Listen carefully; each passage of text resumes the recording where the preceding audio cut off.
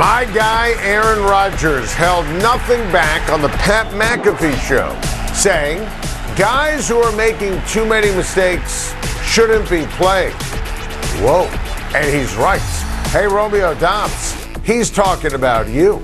Look, this situation in Green Bay is a flat-out mess. And when you look at everything going on here with the wide receiver position for the Green Bay Packers, this on the screen, what happened against Washington, it's a disaster. Romeo Dobbs had two balls that hit him in the hands, third down, fourth down, short yardage situations, key situations, and he flubbed it. I don't want to hear, oh, this is on Aaron Rodgers because he didn't show up during minicamp. The ball hit him in the hands, just like week one with the streaking Christian Watson down the field.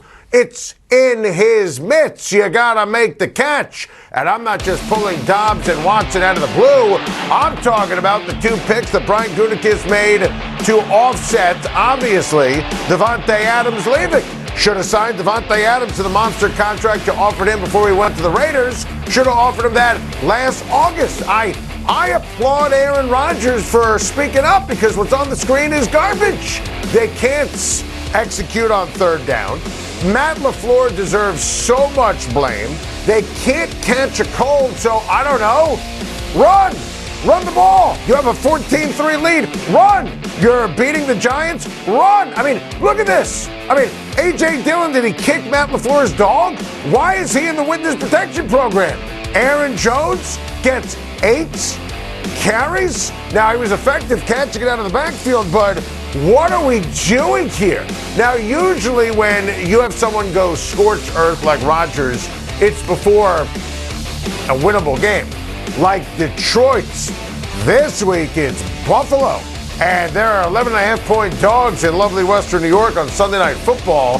So there's no way, obviously, that Josh Allen and the Buffalo Bills are going to look past the under 500 Green Bay Packers because it's still Aaron Rodgers. It's in prime time. And as Josh Allen told me preseason on my SiriusXM radio show, they've got the blinders on for this year, one game at a time. They remember what happened last year with Jacksonville and Pittsburgh and the first New England game. So Green Bay's going to get Buffalo's best shot.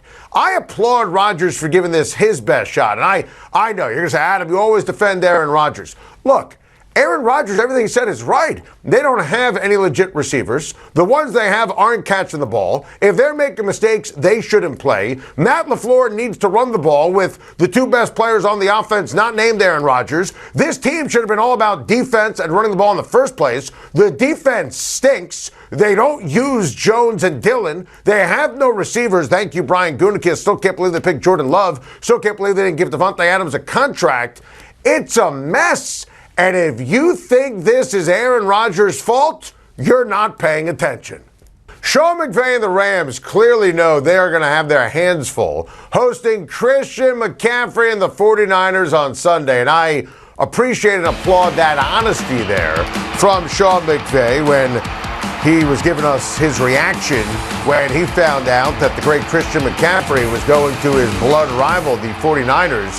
Remember, our Jonathan Jones reported that the Rams were in on Christian McCaffrey. And listen, they're going to have to deal with McCaffrey, again after he faced the Rams when he was playing for the Carolina Panthers. So he knows, McVay does firsthand, just how incredible McCaffrey is. But hey, listen, Sean McVay, he has struggled mightily, historically, going up against Kyle Shanahan. Only exception being when it mattered the most on Championship Sunday last year. But this is one where, frankly, McVay, coming off the bye week, has bigger fish to fry than the defense against McCaffrey. His offense has looked dreadful. I mean, look at the rankings. Watch the games.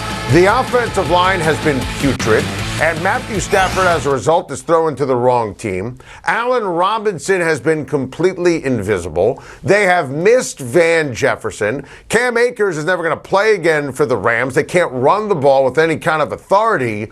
So McVay's right. Huge advantage for the 49ers in getting Christian McCaffrey. Now, I consider that a Super Bowl caliber move. This was supposed to be the game of the week in the National Football League. Instead, it's the 3-4 San Francisco 49ers, the 3-3 LA Rams. McVay knows what I know, what you should know. The loser of this game is going to be behind the 8 ball in the NFC West. Hearing Aaron Judge talk about the Yankees in the past tense makes me very, very upset. And here's the deal. I don't have a lot of confidence what this offseason brings for the New York Yankees. Now, I don't think the Yankees should offer Aaron Judge a blank check. And Aaron Judge, coming off the greatest season in baseball history, is going to want more than Mike Trout.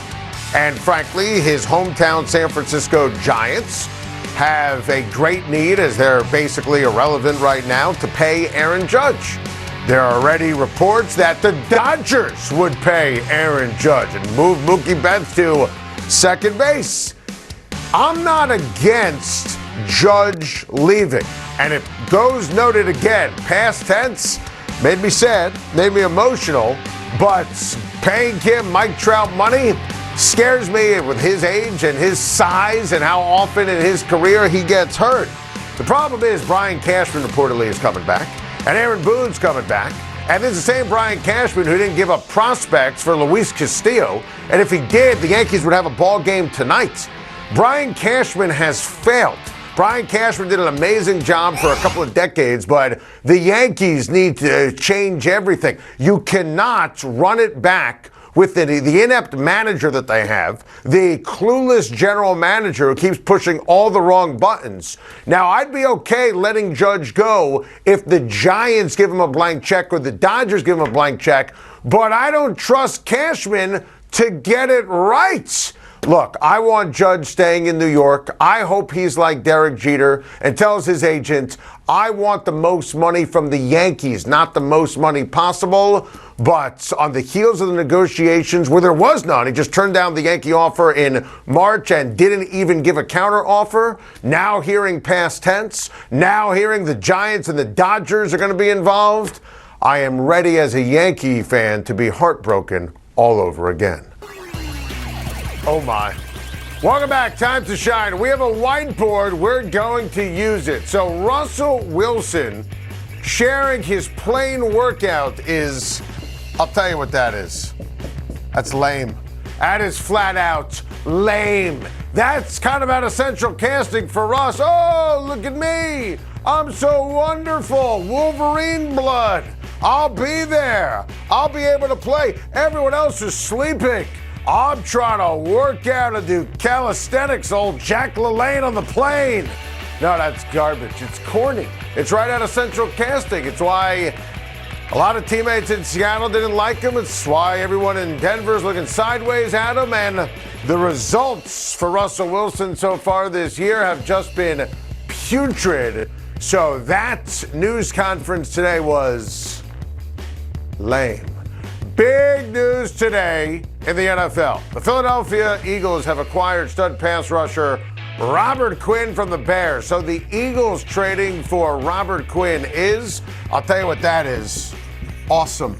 Absolutely, positively awesome. If you're a fan of the Philadelphia Eagles, my goodness, you have to be so fired up. Howie Roseman, take a bow again. Trader Howie up to his old tricks. I love it. I mean, think about all the moves he made in the offseason with A.J. Brown, all the moves in the defensive backfield and Hassan Reddick. And look, I know Robert Quinn really hasn't gotten started this year, but this is what we're talking about. This is an elite pass rusher. That's what he did last year, playing for the lowly Bears. I mean, listen, that's where hope goes to die often. And this Eagles defense was already great. Now you make a Super Bowl move for an undefeated Eagles team that is going to get the 1 seed. We talked about that based upon talent and schedule right after they beat the Minnesota Vikings at home, Monday Night Football week number 2. That is flat out awesome. What a time to be an Eagles fan. What a time to be a sports fan in Philadelphia. Steelers head coach Mike Tomlin said he thinks quarterback Kenny Pickett is playing to win. Love that. So Mike Tomlin's confidence in Kenny Pickett is, I'll tell you what that is, absolutely, positively perfect. Like my handwriting. Perfect. See, If I'm going to rip Bill Belichick, and I am, for not giving Mac Jones or Bailey Zappi any confidence, this is exactly what you need from Tomlin. And I love the aggressiveness. I love the assertiveness of Pickett. By the way, it's a talented defense on the road, primetime, Sunday Night Football. Kenny Pickett, he's got it. There's no doubt in my mind Kenny Pickett has it. So Tomlin is smartly pumping him up. I love that Pickett is establishing Pickens. I love that he's taking chances down the field. He's going to learn on the fly as a rookie, know when to hold him, know when to fold him. Look, the issues in Pittsburgh run deep in terms of prior personnel issues, offensive line. Matt Canada, the offensive coordinator, how in the world does he hold the job? It's going to be a lean year, wins and losses wise, in Pittsburgh. And frankly, there were games they should have won earlier this season. But this is all about now building up Kenny Pickett for the immediate future, but most especially 2023 and beyond. Love the way Mike Tomlin is standing by his quarterback, his first-round pick. I love Kenny Pickett. Those comments are perfect. To the NBA, the Suns' feisty win over the Warriors last night was, I'll tell you what, that was huge. That is a big deal if you are a fan of the Phoenix Suns. Because this is a Suns team, obviously. They're going to be judged by what transpires in the postseason. They've had the Gordy record before. They didn't post last year, second round, game 7 against, obviously, the Dallas Mavericks. So, look, Klay Thompson wanted a piece of Devin Booker. And obviously, he's going right for the soul. He's reminding you, I've got 4 rings. I've got 4 rings.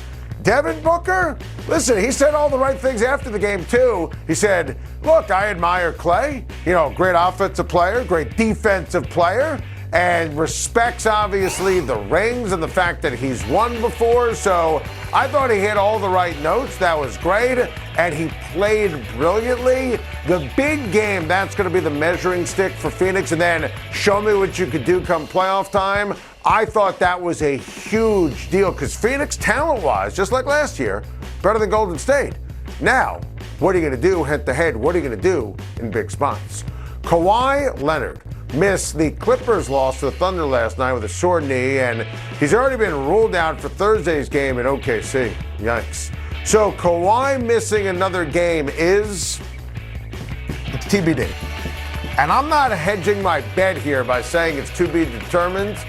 I'm saying as long as this is not a physical setback, and as long as Kawhi is ready, no one wants to hear this, but it's a fact, ready for the second half of the season and the playoffs, look, the Clippers have the talent, the unbelievable depth, the incredible coach with Ty Lue to get a 1 or a 2 or a 3 seed in the West, even with Kawhi taking load management to a totally different level. So as long as Kawhi's healthy and delivers the goods come playoff time, then it's all worth it. To be determined. Thank you for watching. Please like and subscribe, and don't forget to hit the bell for more videos.